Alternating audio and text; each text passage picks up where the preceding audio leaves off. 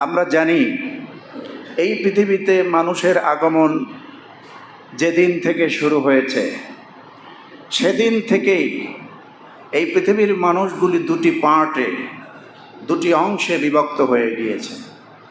একটি অংশ হচ্ছে ন্যায়ের, আরেকটি অংশ হচ্ছে অন্যায়ের।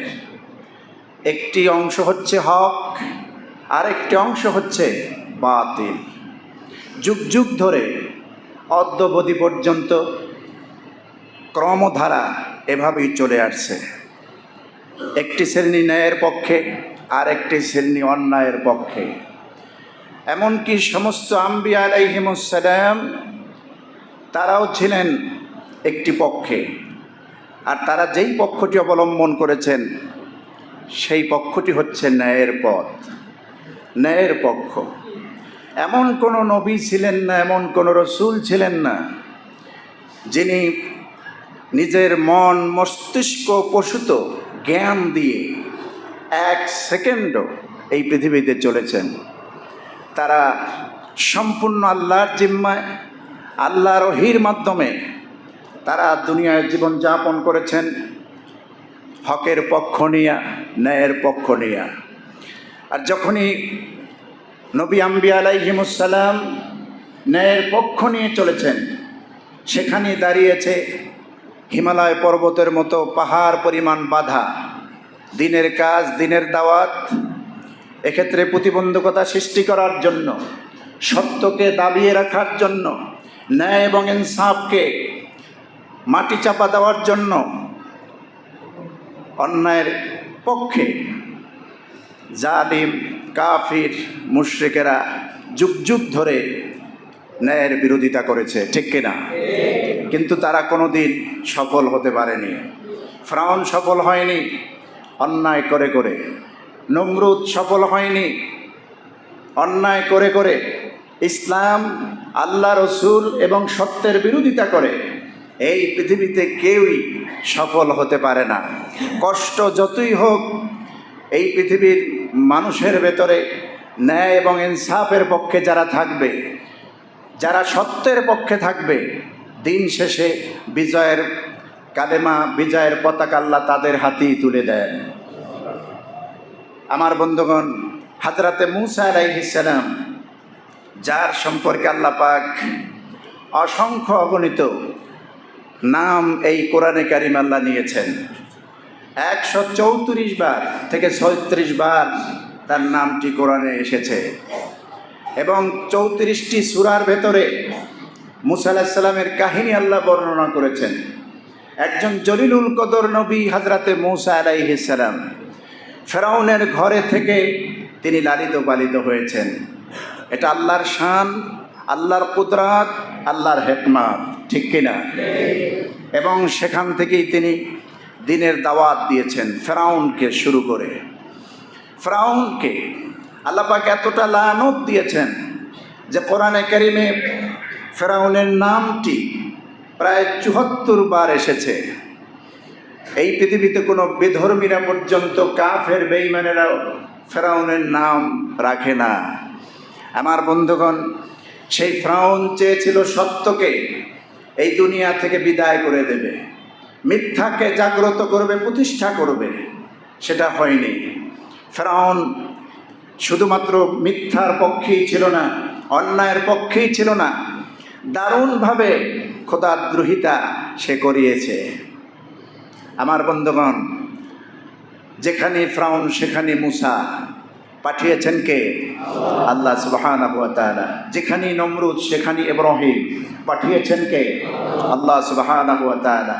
যেখানে আবু জাহাল, আবু লাহাব, সেখানে মুহাম্মদ সাল্লাল্লাহু আলাইহি ওয়াসাল্লাম পাঠিয়েছেন কে? যেখানে অন্যায় সেখানেই ন্যায়।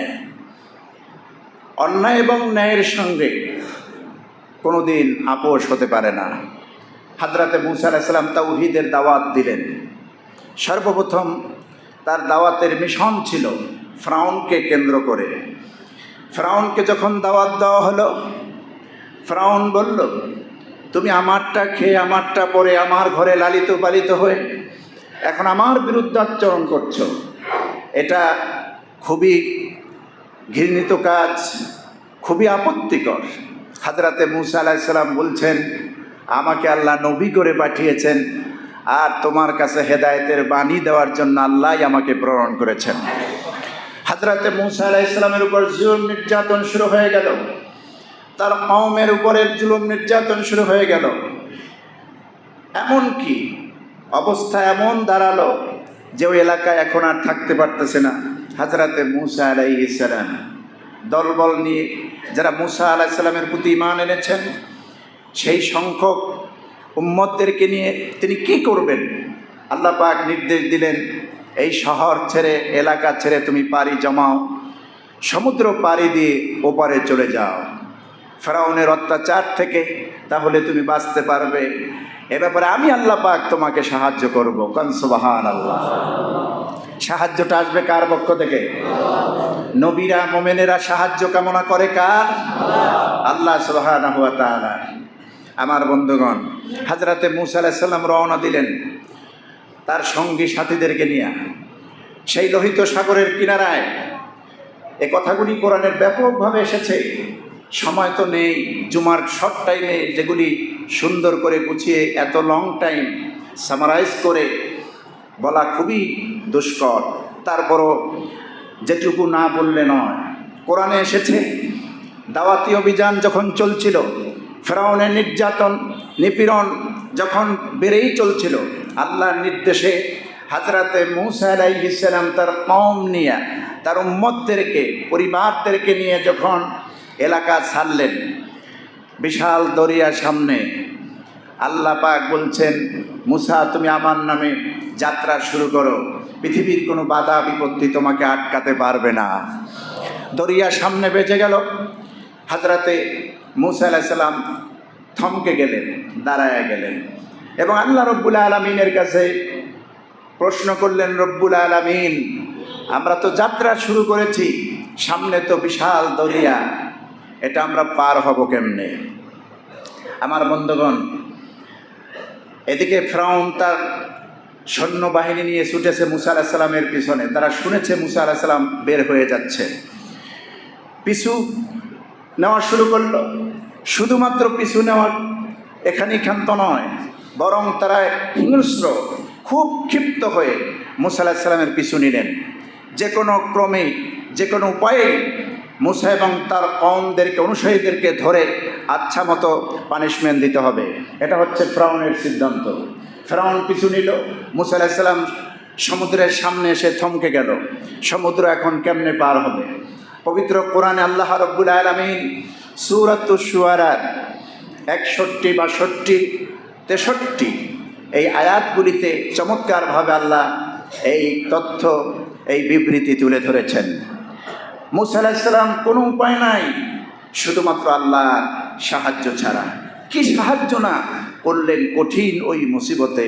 দেখুন, আল্লাহ রাব্বুল আলামিন সমুদ্রের কিনারায় হযরতে মূসা আলাইহিস সালাম যখন বিপদে পড়ে গেলেন, ওপারে পাড়ি দিবেন, কিভাবে পাড়ি দিবেন? সমুদ্র তো সামনে বেজে গেল, ফেরাউন তো পিছনে এসে গেছে, মূসা আলাইহিস সালাম এবং তার দলবলের তো কোনো আর রক্ষা নাই। আল্লাহ রাব্বুল আলামিন সূরাতুশ শুআরায় বলছেন, ফালাম্মা তারাআল জামআন قال أصحاب موسى إنا لمدركون قال كلا إن معي ربي سيهدين। আল্লাহ পাক বলেন, ফালাম্মা তারাআল জামআন, সমুদ্রের কিনারায় দুটি দল যখন এক দল আর এক দলকে দেখতেছিল, মূসা আলাইহিস সালাম তার কওম সবাই দেখতেছিল, ফেরাউন তাদেরকে ধাওয়া করতেছে। শুধু ধাওয়া নাই, কাছাকাছি এসে গেছে, সবাই দেখতেছে। মূসাও যেমন দেখতেছে, তার উম্মতেরাও দেখতেছে। মূসা নবী তো নবী, তার উম্মত তো উম্মত। নবীর ঈমান আর উম্মতের ঈমান কোনোদিন এক হতে পারে না। নবীর ঈমানের স্তর আর উম্মতের ঈমানের স্তর এক হয় না, ঠিক না? নবীর ঈমান আর উম্মতের ঈমান এক হয় না। হযরত মূসা আলাইহিস সালামের উম্মত বলল, যারা সঙ্গী ছিলেন, পাশে ছিলেন, সাথে ছিলেন, তারা বলল, মনের মধ্যে ভয় ঢুকে গেল। অস্ত্রে শস্ত্রে সজ্জিত ঘোড়ার উপরে সাওয়ার হয়ে ফিরআউনের দল আসতেছে খুব কাছাকাছি। হযরত মূসা আলাইহিস সালামের কওম, তার সঙ্গীরা দূরের থেকে দেখে মনের ভিতরে তাদের ভয় ঢুকে গেল। আর তারা মূসা আলাইহিস সালামকে লক্ষ্য করে বললেন, ক্বালা আসহাবু মূসা ইন্না লামুদরাকুন। তারা বলল, মূসা আলাইহিস সালামের সাথীরা বলল, ও মূসা, নিঃসন্দেহে আমরা ধরা পড়ে যাব, আমরা ধরা পড়েই গেলাম। ফেরাউন এসে গেছে, খপ করে ধরে ফেলবে, আমাদের আর রেহাই নাই। কি করব বলো? এখন তো কোনো উপায় নাই, কোনো ওয়ে নাই। ফেরাউনের অত্যাচার থেকে, ফেরাউনের ক্ষয়ক্ষতি থেকে বাঁচার কোনো উপায় দেখছি না। এটা তো তার উম্মতের কথা, এটা কোনো নবীর কথা হতে পারে না, পারে না। হযরত মূসা আলাইহিস সালাম জবাবটা কি দিলেন? আল্লাহর কাছে জবাবটা তো ভালো লাগলো। কোরআনে কারিমে কিয়ামত পর্যন্ত এই ধরার মাঝে পৃথিবীতে যত মানুষ আসবে, আল্লাহর উপরে যেন তাওয়াক্কুল করে, ভরসা করে, সুন্দর কথাগুলি আল্লাহ পাক কথামালা কোরআনে সাজায় দিলেন। মূসা আলাইহিস সালামের বক্তব্য, হযরত মূসা আলাইহিস সালাম বললেন, ক্বালা কাল্লা ইন্না মাইয়া রাব্বী সায়াহদিন। কখনো নয়। ক্বালা কাল্লা, কাল্লা এটা নাহুর ভাষায় হরফে রদ বলা হয়, ফিরাইয়া দেওয়া।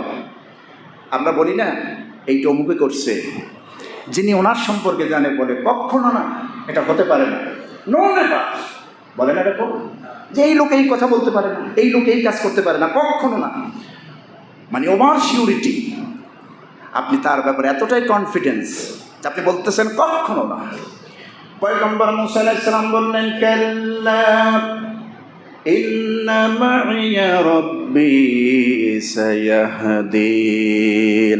কখনো নয়, তোমরা ঘাবড়িয়ে যেও না, বরং নিঃসন্দেহে আমার রব, ইন্না মাইয়া রাব্বী, আমার রব আমার সঙ্গে আছেন, সায়াহদিন, তিনি আমাকে পথ দেখাবেন। বের করলেন শহর থেকে সফর করার জন্য, ফেরাউনের অত্যাচার থেকে বের করলেন আমাদেরকে, তার অনুমতি নিয়েই তো বের হয়েছি। তিনি কি আমাদেরকে পথ দেখাবেন না? রব্বি সাইয়াহদিন, অবশ্যই আমার রব আমাকে পথ বলে দিবেন, পথ বাতিয়ে দিবেন, ডিরেকশন দিবেন, দিক নির্দেশনা প্রদান করবেন, এতে কোনো সন্দেহ নাই। কোন সুবহানাল্লাহ। আমার বন্ধুগণ, এতটুকুন লফজ, এতটুকুন কালিমা মূসা আলাইহিস সালাম নবী হিসেবে আল্লাহ পাকের উপরে এত ইয়াকিন আর বিশ্বাস, এত তাওয়াক্কুল, এত ভরসা রেখে যখন এই কথাগুলি বললেন, আল্লাহ পাক দারুণভাবে খুশি হয়ে গেলেন। আল্লাহ রব্বুল আলামিন সঙ্গে সঙ্গে ওহী করে দিলেন, ফাআওহাইনা ইলা মূসা আন ইদরিব বিআসাকাল বাহরা فانفلق فكان كل فرق كالطود العظيم। হযরত মূসা আলাইহিস সালামের প্রতি ওহী হলো, আল্লাহর পক্ষ থেকে জানানো হলো, আমি মূসার প্রতি সঙ্গে সঙ্গে ওহী দিলাম। ওহী মানে সিদ্ধান্ত দিলাম, বিপদে তো পড়ে গেছে, দেওয়ালে পিঠ ঠেকে গেছে, এক্ষুনি তো আমি আল্লাহর সাহায্য আমার নবী এবং তার উম্মতদের উপরে দরকার, ঠিক না? সাহায্যটা দরকার। ফাআওহাইনা ইলা মূসা, আমি মূসার উপরে ওহী করলাম। কি ওহী করলাম? আল্লাহ রাব্বুল আলামিন বলেন, আনিদরিব বিআসাকাল বাহর, তুমি তোমার লাঠি দিয়া, পাহাড় লাঠি দিয়া এই সমুদ্রের উপরে আঘাত করো। হযরত মূসা আলাইহিস সালাম সঙ্গে ছিলেন তার লাঠি, মুজিজার প্রতীক। মূসা নবীর মুজিজার প্রতীক কি? লাঠি। সব জায়গায় সব কাজে লাগে, পাতা পাড়তে লাগে, ছাগল চড়াতে লাগে, সাপ বানাতে লাগে, আবার ফিরআউনের গোষ্ঠীকে সাইজ করতেও লাগে। কথা বুঝতেছেন? ওটার উপর ভর করে দাঁড়িয়ে থাকতেও লাগে। এক লাঠি দিয়ে কত উপকার। আমার বন্ধুগণ, এই লাঠিকেই না পারেন, যেই লাঠি মুজিজা ফেরাউনের জাদুকররা পর্যন্ত অস্বীকার করতে পারে নাই, কারণ এটা তো কোনো জাদু হতে পারে না, জাদুর প্রতীক হতে পারে না। জাদুর তন্ত্র মন্ত্র হলো, জাদুওয়ালা যদি ঘুমিয়ে যায় জাদুর ক্রিয়া প্রতিক্রিয়া সব বন্ধ হয়ে যায়। ফেরাউনের জাদুকরের একবার মুসা আলাইহিস সালামের বাড়ি তল্লাশি করলেন, গোয়েন্দাগিরি করলেন, জাদুকররা ঘরের চতুর্দিকে এসে দাঁড়িয়ে গেলেন। দেখি মুসা নবীর লাঠির অবস্থা কি, মুসা নবী আর লাঠির সম্পর্ক কি, কাজ কি। ঘরের জানালার পাশে এসে দেখতেছেন মুসা নবী ঘুমায় গেছে, কিন্তু আল্লাহর নবী মুসা আলাইহিস সালামের মুজিজার প্রতীক লাঠি ঘুমায় নাই, মুসা নবীকে চতুর্দিকে হেঁটে হেঁটে পাহারা দিচ্ছে। ফেরাউনের জাদুকররা বলতে লাগলো, নিঃসন্দেহে এটা কোনো জাদুর প্রতীক হতে পারে না, ঐশী ক্ষমতা, আল্লাহর ক্ষমতা। কারণ আমাদের জাদুবিদ্যায় বলা আছে, জাদুর কার্যক্রম বন্ধ হয়ে গেলে, জাদুকর ঘুমায় গেলে তার কার্যক্রমও বন্ধ হয়ে যায়। মুসা নবী ঘুমিয়ে আছেন, আল্লাহর নবী, তার মুজিজার প্রতীক লাঠি তো ঘুমায় নাই, লাঠি তো চলতেছে চতুর্দিকে। এটা সিদ্ধান্ত, কঠিন সিদ্ধান্ত নিয়ে নিলেন এবং মুসা আলাইহিস সালামের সামনে কালেমা পড়ে ওই জাদুকররা আল্লাহর কুদরতি কদমে সেজদায় পড়ে মাপ চেয়ে কালেমা গ্রহণ করে মুসলমান হয়ে গেল। সেই লাঠি সমুদ্রের কিনারায় ফায়দা দেবে কি দেবে না? দেবে। কেমন ফায়দা? আল্লাহ পাক বললেন, আনিদ্রিব বিআসাকাল বাহরা, সমুদ্রের উপরে আঘাত করো, প্রহার করো, মারো, বাড়ি মারো। فانفلق فكان كل فرق كالطود العظيم। খুব শর্টকাটে বলতেছি, হযরতে মুসা আলাইহিস সালাম আল্লাহর নির্দেশ পাইয়া সমুদ্রের পানির উপরে বাড়ি দিয়ে আঘাত করলো। কয়টা বাড়ি? 12টা। ইসনা আশারা আইনান, 12টা বাড়ি দিয়েছে, আঘাত করেছে, 12টি প্রশস্ত রাস্তা হয়ে গেছে। কেমন রাস্তা? প্রত্যেকটা রাস্তা কাত্তাউদিল আযীম, বিশাল উঁচু পর্বতমালার মতো পানিগুলি দাঁড়ায় গেল, মাঝখান থেকে প্রশস্ত গ্রান্টেড রোড হয়ে গেল। মুসা তার কওম নিয়ে ওপারে পাড়ি জমালো। ফেরাউন এসে নদীর এপারে, সমুদ্রের এপারে থেমে গেল। কোরআনে কারীম আল্লাহ রাব্বুল আলামিন বলেন, وَأَزْلَفْنَا ثَمَّ الْآخَرِينَ, দ্বিতীয় দলকে আমি ওই জায়গায় পৌঁছায় দিলাম। তার মানে ফেরাউনের দল সমুদ্রের কিনারা পৌঁছে গেছে, মুসা আলাইহিস সালামের দল ওপারে উঠে গেছে। মুজিজা, ক্ষমতা কার? কে পার করেছেন? সিলেটের শাহজালাল ইয়ামানী রহমাতুল্লাহ আলাইহি, সিলেটের জমিন সিলহট ছিল, জানেন? সিলহট থেকে সিলহেট। এই যে সিলেটের জমিনে সুরমা নদীতে জায়নামাজের উপরে তিনি ভর করেছেন, পানির উপরে। নবীদের ছিল মুজিজা, আল্লাহর বুজুর্গ বান্দাদের আছে কারামাত।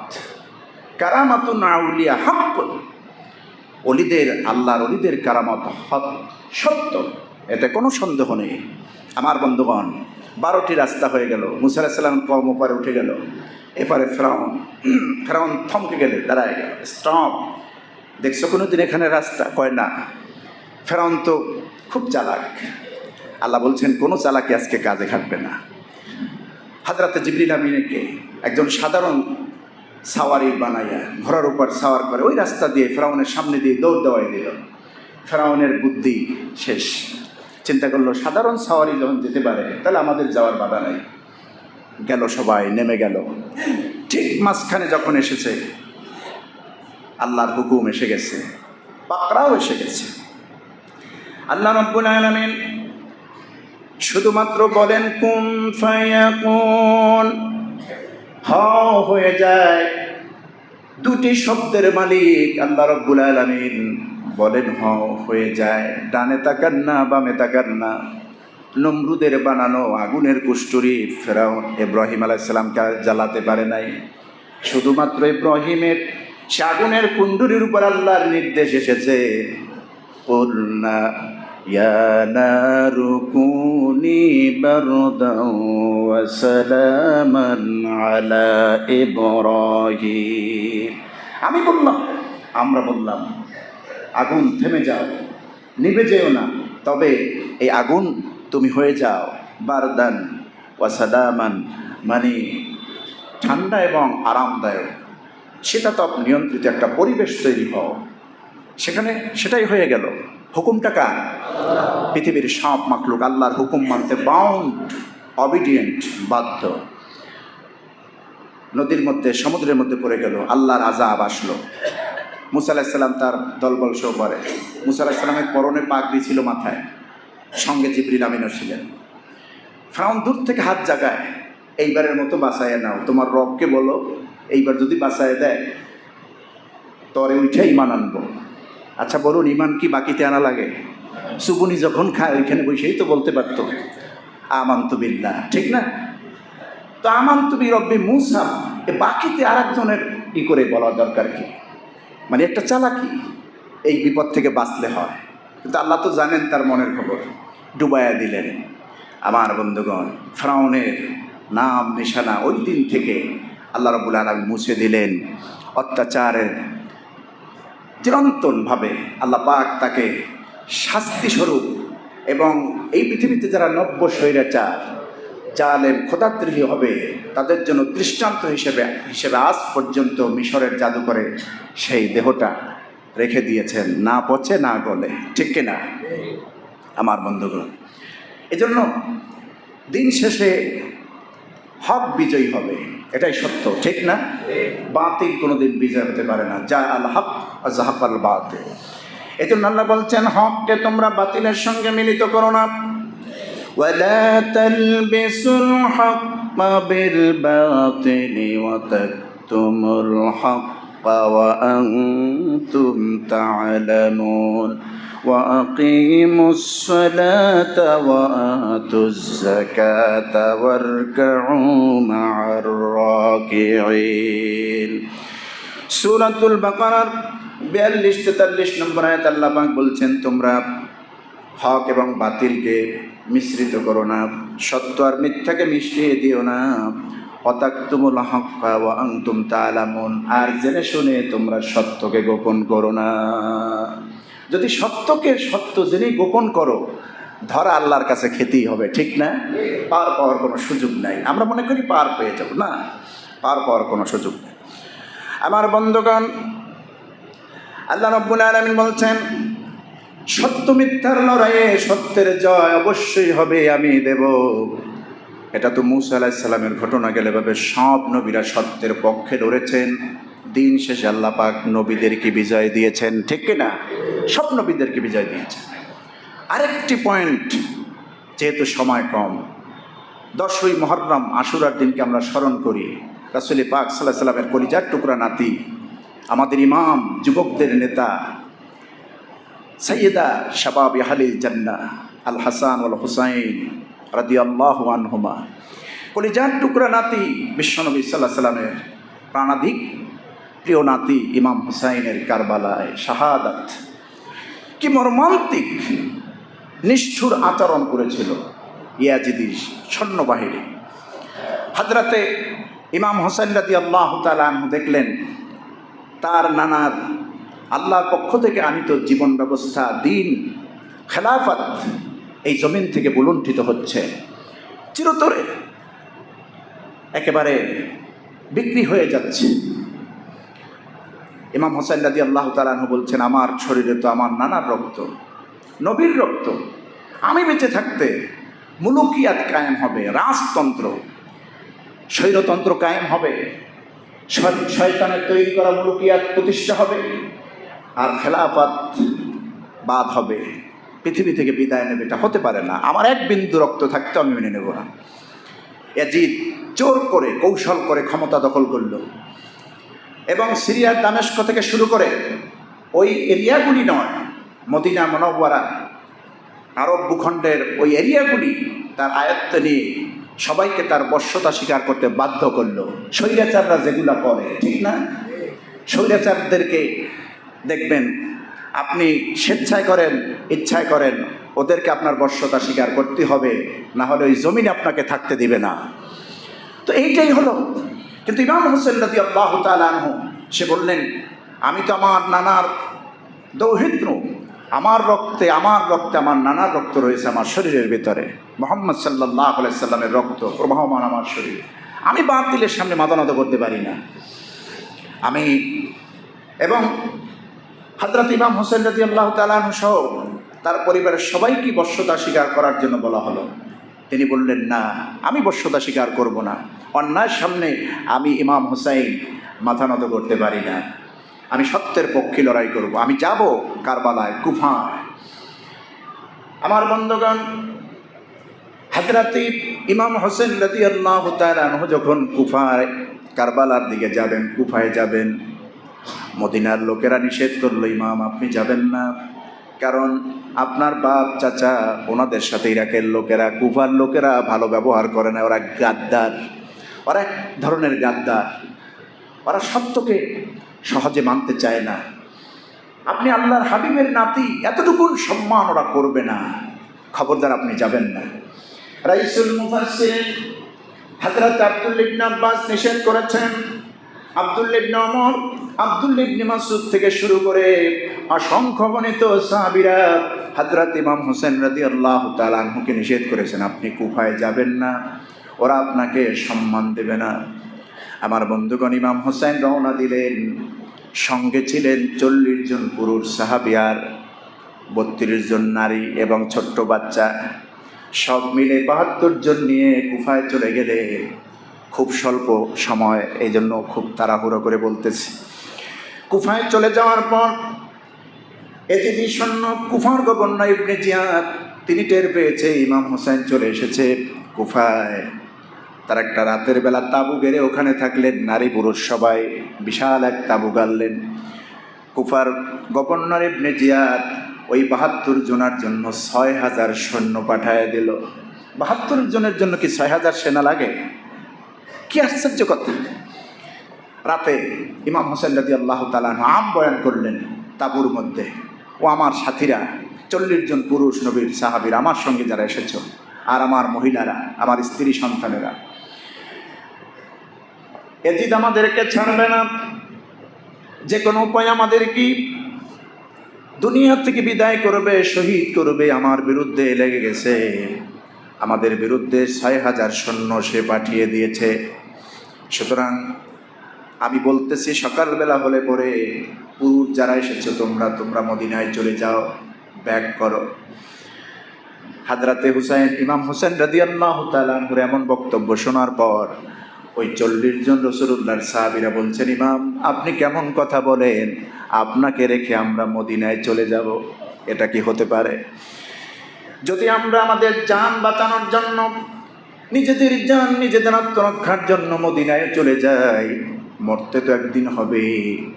আমরা আমাদের নবীর সাহাবী পরিচয় দেই, কেমন করে কিয়ামতের দিন উঠব আর বিশ্ব নবীর সামনে দাঁড়াবো। নবীজি যদি প্রশ্ন করেন, আমার ইমাম হোসেনকে রেখে কেমনে আসলি মদিনায়? আমরা আপনাকে ছেড়ে যাব না। ইমাম হোসেন রাদিয়াল্লাহু তাআলা আনহু খুশি হয়ে গেলেন। সকালবেলা পরের দিন কাফের সেনা রিক্রুট হয়ে গেল। ইমাম হোসেন রাদিয়াল্লাহু তাআলা আনহুর সঙ্গে 40 জন পুরুষ যারা এসেছেন, দুপুরের মধ্যেই তাদেরকে শহীদ করে দেওয়া হলো।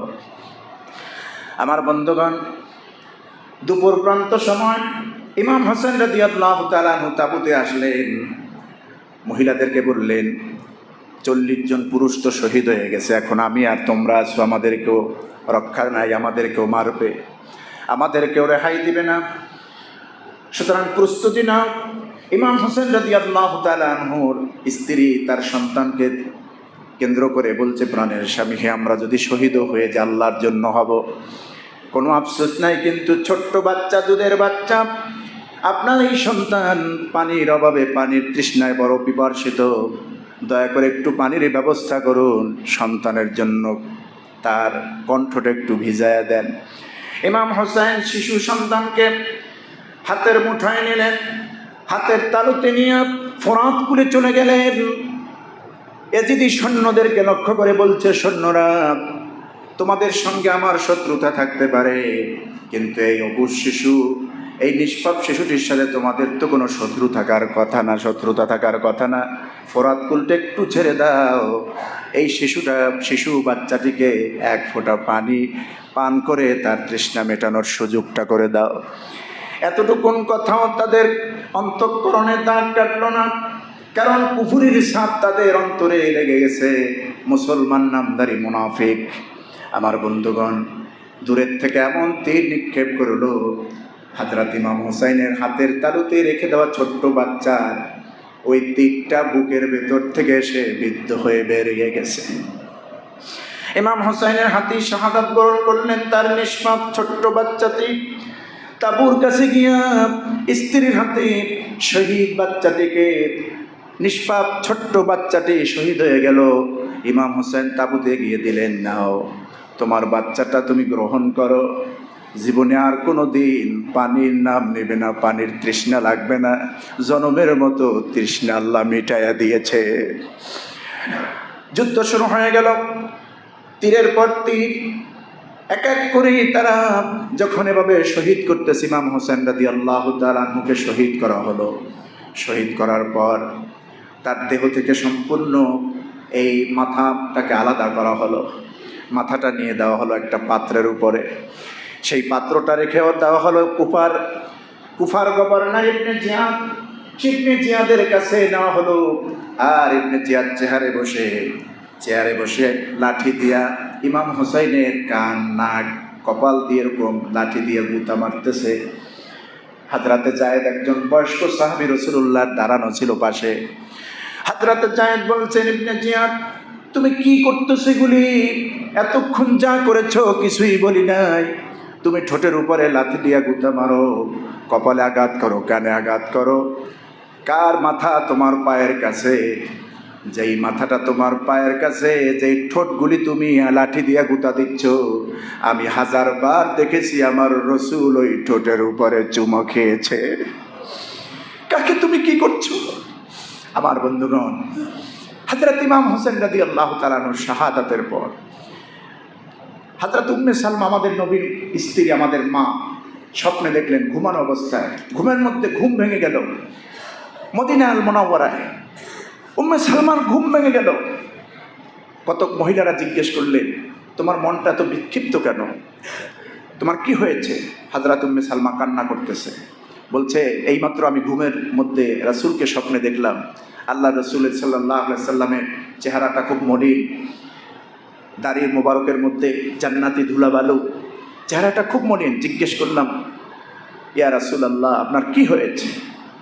মা লাকা ইয়া রাসূলুল্লাহ, হে আল্লাহ রাসূল আপনার কি হয়েছে, আপনার চেহারাটা মলিন কেন?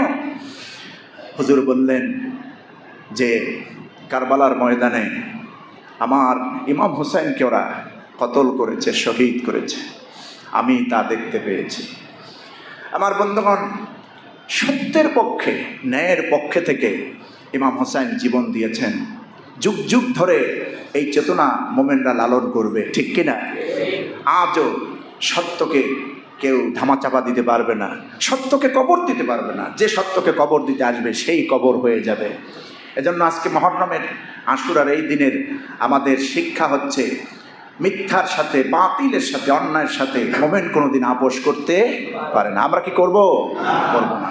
প্রয়োজনে জীবন দেব, লড়াই করব দিনের জন্য, ইসলামের জন্য, সত্যের, কোরআনের পক্ষে, ইসলামের পক্ষে, ন্যায়ের পক্ষে, আল্লাহর পক্ষে। আল্লাহ কবুল করুন, আমরা বলি আমিন। হাদা মা ইনদি।